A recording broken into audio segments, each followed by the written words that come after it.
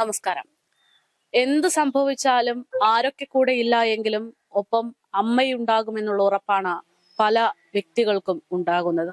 എന്തൊക്കെ വലിയ പ്രശ്നങ്ങൾ ഉണ്ടായാലും ഈ ലോകത്ത് അമ്മ ഒപ്പമുണ്ടാകുമെന്നുള്ള ധൈര്യത്തിൽ ജീവിക്കുമ്പോൾ മറുവശത്ത് ചില അമ്മമാർ വലിയ ക്രൂരകൃത്യങ്ങൾ ചെയ്യുന്ന കഥകളും നമ്മൾ കേൾക്കുന്നുണ്ട്. കേരളത്തിൽ നിന്ന് കഴിഞ്ഞ 2 ദിവസമായിട്ട് കേൾക്കുമ്പോൾ മനസ്സിനെ അലോസരപ്പെടുത്തുന്ന ഒരു വാർത്ത എന്ന് പറയുന്നത് 1.5 വയസ്സുകാരന്റെ മരണമാണ്. നമ്മളിപ്പോൾ നിൽക്കുന്നത് ആ നെടുമങ്ങാട്ടെ കൊലപാതകം നടന്ന ആ ക്രൂരകൃത്യം നടന്ന വീടിന് മുൻവശത്താണ്. അതായത് വാടക വീടായ ഈ വീട്ടിൽ വെച്ചാണ് ആ 1.5 വയസ്സുകാരൻ അതിക്രൂരമായിട്ട് ആക്രമിക്കപ്പെടുന്നത്. അമ്മ നോക്കി നിൽക്കുകയും അല്ലാതെയും ഒക്കെ പലതവണ ആക്രമിക്കപ്പെടുന്നത് എന്നുള്ളതാണ്. ഇപ്പോൾ ഏറ്റവും അടുത്തായിട്ട് ഒരു റിപ്പോർട്ട് പുറത്തു വരുന്നത് ആ കുട്ടിയുടെ മരണത്തിൽ പ്രധാന കാരണം എന്ന് പറയുന്നത് കുട്ടിയുടെ നെഞ്ചിലേറ്റിട്ടുള്ള ക്രൂരമായിട്ടുള്ള ചവിട്ടാണ് എന്നുള്ള വിവരങ്ങളാണ്. ചവിട്ടിന്റെ ആഘാതം കുട്ടിയുടെ 7 വാരിയെല്ലുകൾ ഒടിയാൻ കാരണമായി. ഇതേ തുടർന്ന് ആന്തരിക അവയവങ്ങൾക്ക് ഗുരുതരമായി പരിക്കേറ്റു എന്നാണ് ഇപ്പോൾ പോസ്റ്റ്മോർട്ടം റിപ്പോർട്ട് പുറത്തു വരുമ്പോൾ വ്യക്തമാകുന്നത്. കുട്ടിയുടെ തലക്കേറ്റ ക്ഷതം 5 ഇടങ്ങളിൽ നീർക്കെട്ടുണ്ടാക്കിയിട്ടുണ്ട് എന്നും ശരീരത്തിൽ ആകെ 51 മുറിവുകളാണ് കണ്ടെത്തിയിട്ടുള്ളത് എന്നും റിപ്പോർട്ടുകൾ ചൂണ്ടിക്കാണിക്കുന്നു.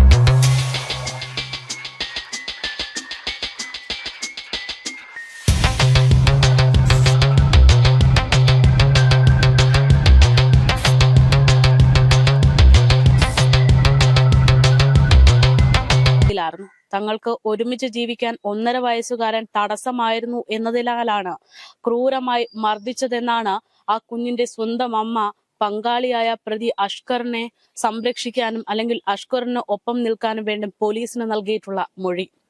കുട്ടി പടിയിൽ നിന്ന് വീണതാണ് എന്നും ഇത് മൂലം ആ കുഞ്ഞിന്റെ കൈകൾ ഒടിഞ്ഞു എന്നൊക്കെ പറഞ്ഞ തെറ്റിദ്ധാരണയടക്കം പരത്തിയത് അതിന്റെ സ്വന്തം അമ്മയാണ്.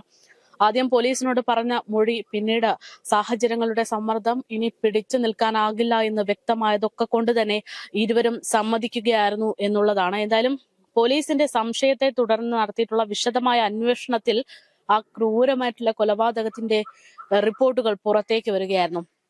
പ്രതി അഷ്കറിനെതിരെ കൊലക്കുറ്റത്തിന് പുറമെ SC/ST അതിക്രമം തടയൽ വകുപ്പ് പ്രകാരവും കേസെടുത്തിട്ടുണ്ട്. പ്രതി കുഞ്ഞിനെ നിരന്തരമായി ക്രൂരമായി ഉപദ്രവിച്ചിരുന്ന വിവരം അമ്മ അഖിലയ്ക്ക് അറിയാമായിരുന്നിട്ടും ഇത് മറച്ചുവെച്ചതിനാലാണ് അഖിലയ്ക്ക് എതിരെ പ്രേരണാ കുറ്റം ചുമത്തി കേസെടുത്തിരിക്കുന്നത്. കൊലപാതകത്തിൽ അമ്മയുടെ പങ്കിനെ കുറിച്ചും പോലീസ് വിശദമായി അന്വേഷിച്ചു വരികയാണ്.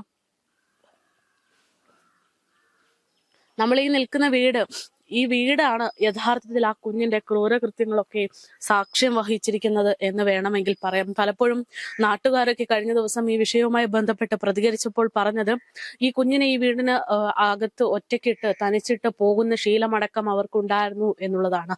ടെറസിൽ കുഞ്ഞിനെ താഴോട്ട് വീഴുന്ന തരത്തിലടക്കം നിർത്തിയിട്ട് പോയിട്ടുള്ള അഷ്കറിന്റെ പ്രവർത്തനത്തെ അഖില പൂർണ്ണമായിട്ടും സപ്പോർട്ട് ചെയ്തു എന്നതടക്കമുള്ള കാര്യങ്ങളാണ് വ്യക്തമായിക്കൊണ്ടിരിക്കുന്നത്.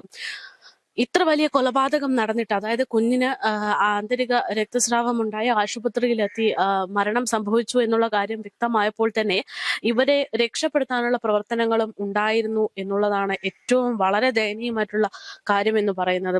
വെറും 1.5 വയസ്സുള്ള കുഞ്ഞ് അതിനെ തന്റെ കൈയാൽ ജീവൻ നഷ്ടപ്പെട്ടിരിക്കുന്നു എന്നറിഞ്ഞിട്ട് അഷ്കറിന് ഒരു കുലുക്കവും ഉണ്ടായിരുന്നില്ല. സ്വന്തം കുഞ്ഞിനെ തന്റെ 2ാമത്തെ ഭർത്താവ് കൊലപ്പെടുത്തി എന്നറിഞ്ഞിട്ട് അഖിലയ്ക്കും വലിയ മാറ്റങ്ങളൊന്നും സംഭവിച്ചിട്ടില്ല എന്നത് നമ്മൾ കണ്ടതാണ്.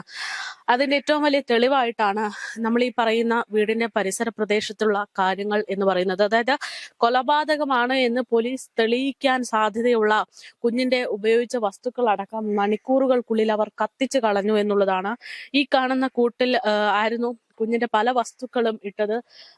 അതിൽ ഇപ്പോൾ നമ്മൾ സൂക്ഷിച്ചു നോക്കുകയാണെങ്കിൽ ഈ കുഞ്ഞുമായി ബന്ധപ്പെട്ട ഒരു വീഡിയോ സോഷ്യൽ മീഡിയയിൽ വൈറലാകുന്നുണ്ട്.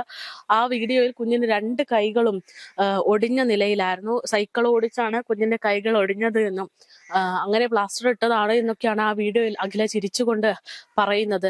ആ വീഡിയോ കാണുമ്പോൾ നമുക്ക് തോന്നും എന്തൊരു സ്നേഹമുള്ള അമ്മയാണ് എന്ന്. പക്ഷേ ആ സ്നേഹമുള്ള അമ്മയടക്കം അറിഞ്ഞുകൊണ്ടാണ് ഈ കുഞ്ഞിനെ കൊലപ്പെടുത്തിയിട്ടുള്ളത് എന്നുള്ളതാണ്.